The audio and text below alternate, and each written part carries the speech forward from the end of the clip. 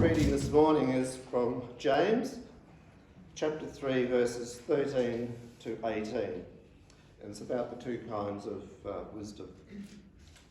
Who is wise and understanding among you?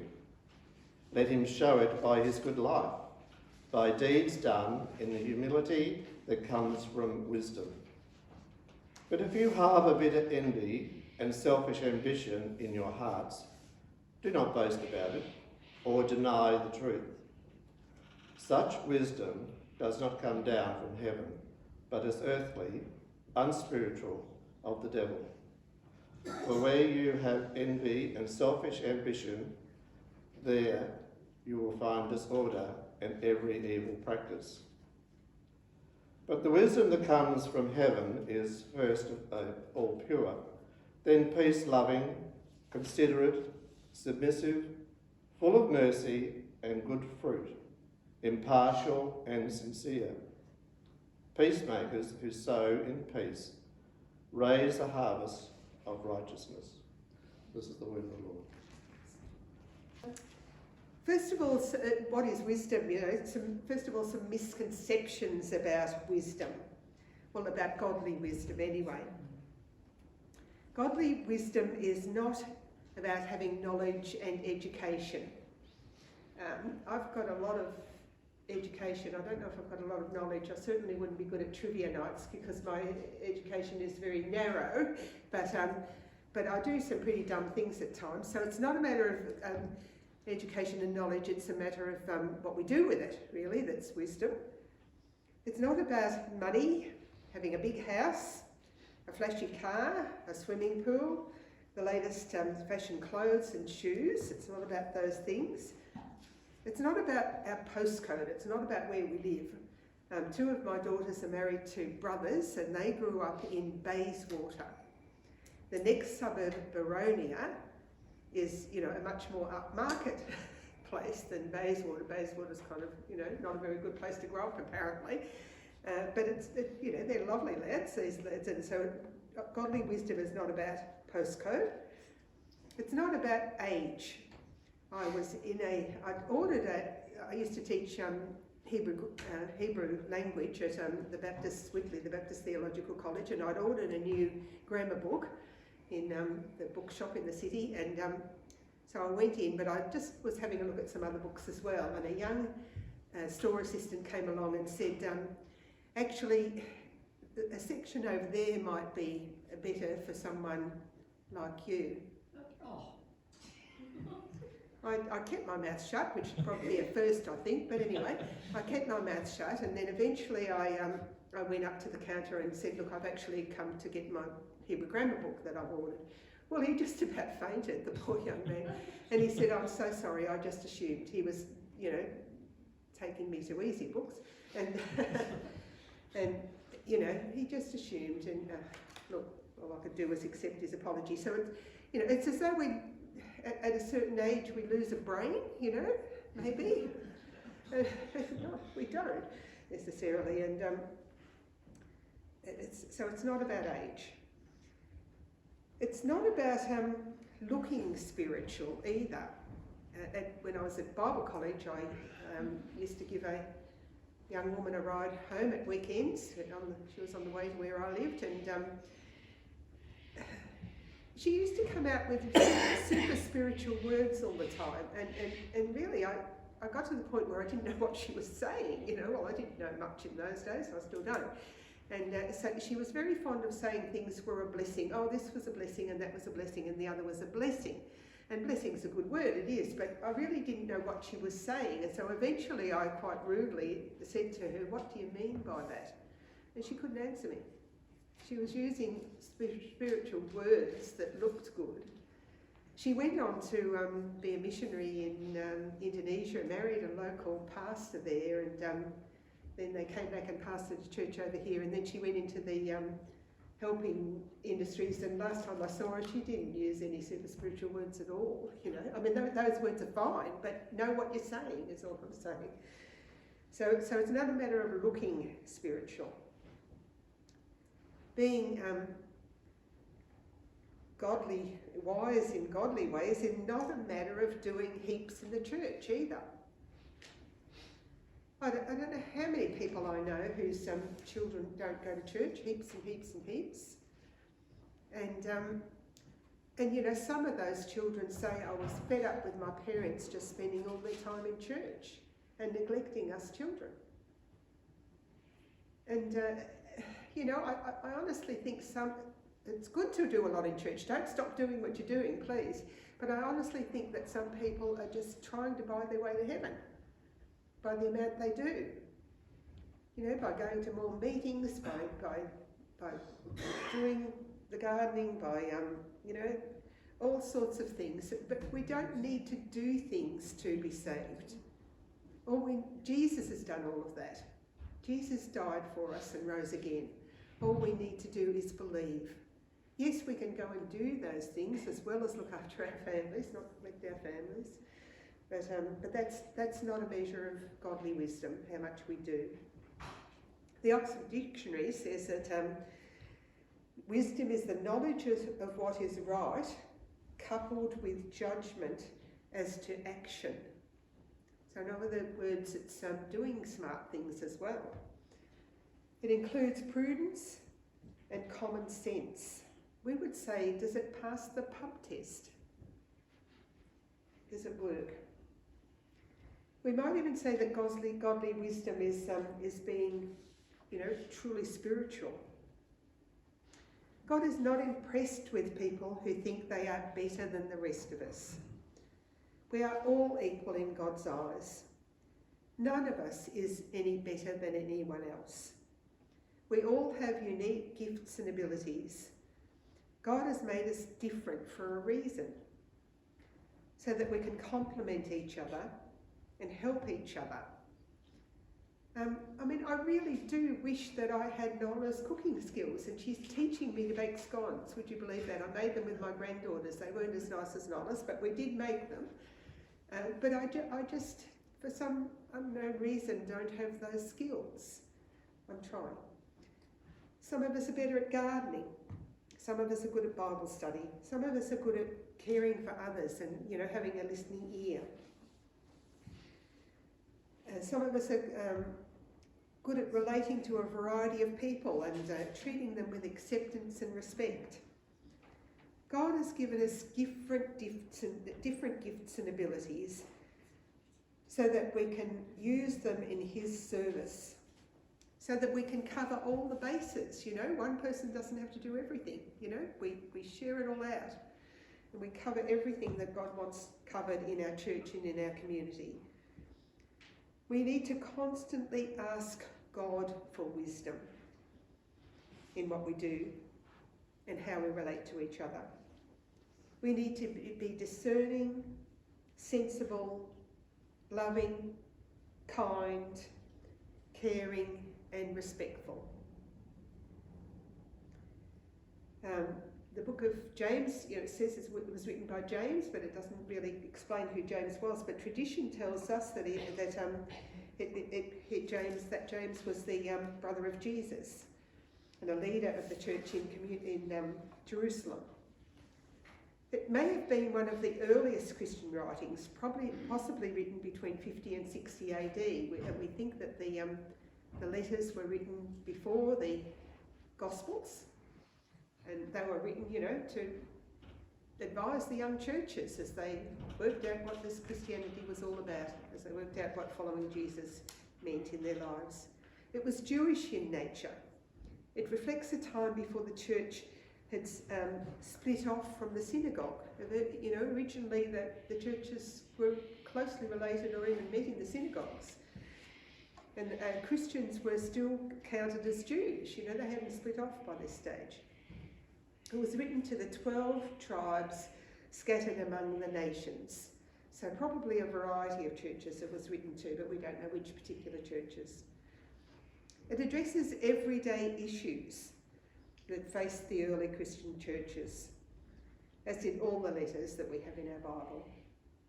In chapter 1, it advises these Christians to hang in there in times of trial and testing. It reflects a time before widespread persecution, but opposition to Christianity was mounting. And they were going to have to hang in there through some hard times. It advises them to listen rather than talk over each other.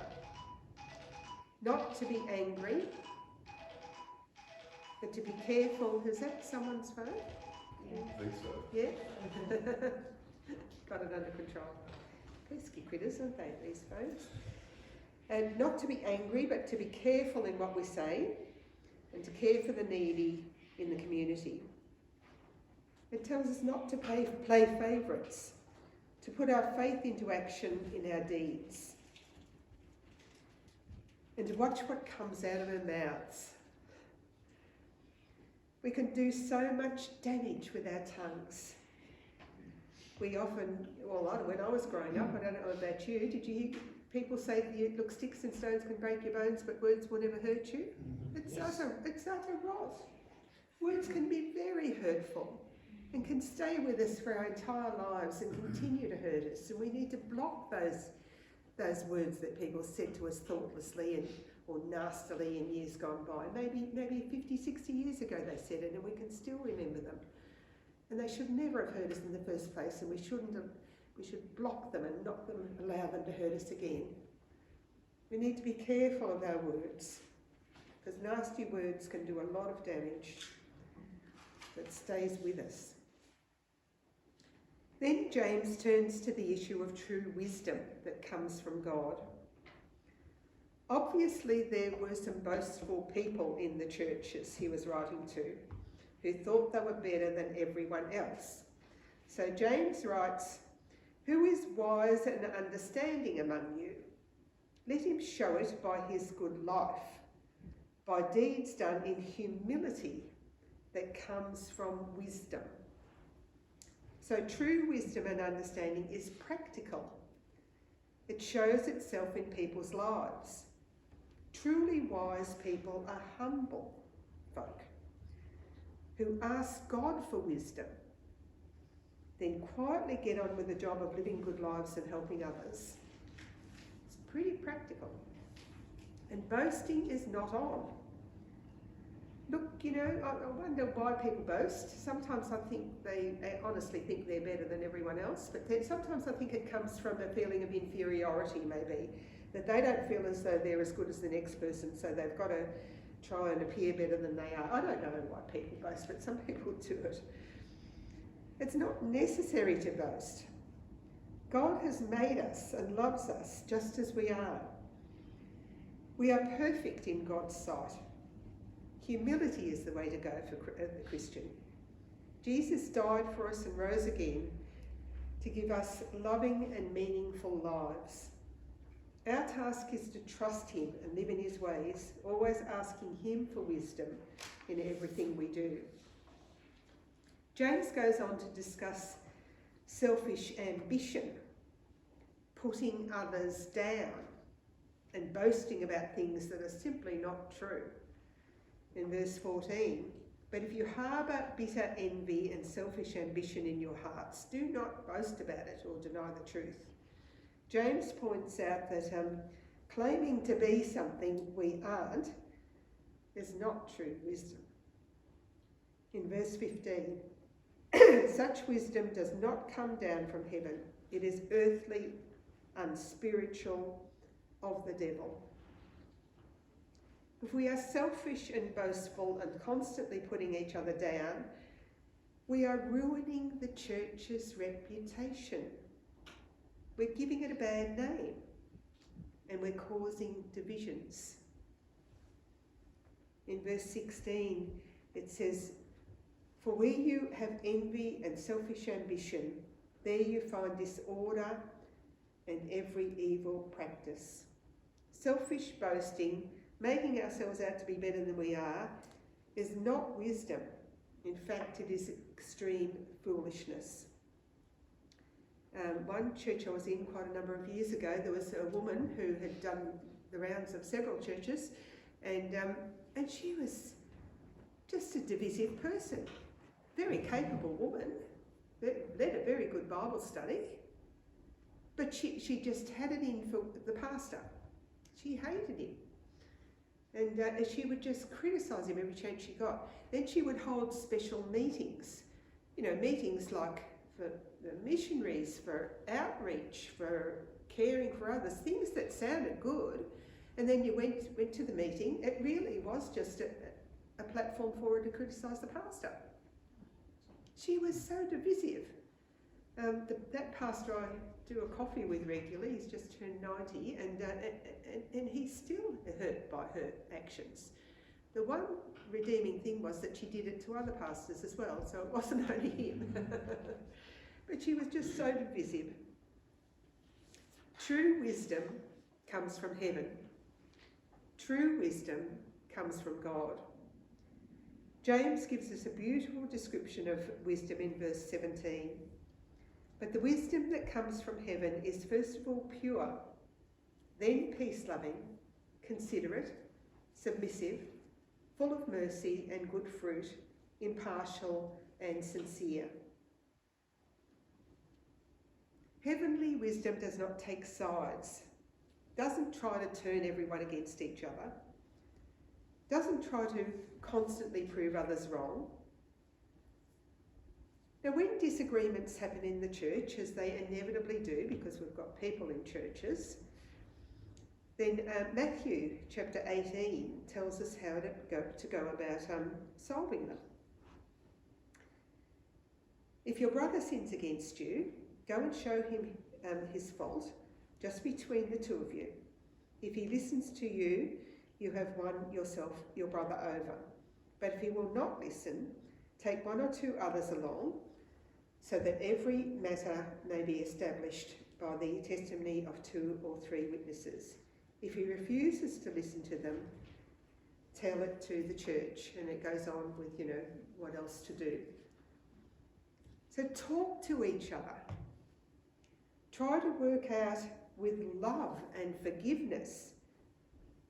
Be respectful and kind and loving. Don't mutter behind people's backs. Communicate. So godly wisdom is pure, peace-loving, considerate, submissive, full of mercy and good fruit, impartial and sincere. In verse 18, it says, peacemakers who sow in peace raise a harvest of righteousness. Let's not be divisive and critical. Let's strive to be peacemakers. Let's try to be better people in everything we do, to grow in righteousness. Matthew chapter 5, which we call the Beatitudes, expresses many of the same ideas in a different way. Blessed are the poor in spirit, for theirs is the kingdom of heaven. Blessed are those who mourn, for they will be comforted. Blessed are the meek, for they will inherit the earth. Blessed are those who hunger and thirst for righteousness, for they will be filled. Blessed are the pure in heart, for they will see God. Blessed are the peacemakers, for they will be called the sons of God. Blessed are those who are persecuted because of righteousness, for theirs is the kingdom of heaven. Let's try to be wise people, wise in God's eyes, with the wisdom that comes from heaven. Let's look into people's hearts and see the kind of people they really are, and the kind of people God wants them to be. And whatever we see in others, let's love them and accept them anyway, whatever we see about them. Let's fill ourselves with love, acceptance, forgiveness, and discernment. Reading verse 13 again. Who is wise and understanding among you? Let him show it by his good life, by deeds done in humility that come from wisdom. Paul puts it in terms of love in 1 Corinthians 13. If I speak in the tongues of men and of angels, but have not love, I am only a resounding gong or a clanging cymbal. If I have the gift of prophecy and can fathom all mysteries and all knowledge, and if I have faith that can move mountains, but have not love, I am nothing. If I give all I possess to the poor and surrender my body to the flames, but have not love, I gain nothing. Love is patient. Love is kind. It does not envy. It does not boast. It is not proud. It is not rude. It is not self-seeking. It is not easily angered. It keeps no record of wrongs. Love does not delight in evil, but rejoices with the truth. It always protects, always trusts, always hopes, always perseveres. Love never fails. But where there are prophecies, they will cease. Where there are tongues, they will be stilled. Where there is knowledge, it will pass away. For we know in part and we prophesy in part, but when perfection comes, the imperfect disappears. When I was a child, I talked like a child.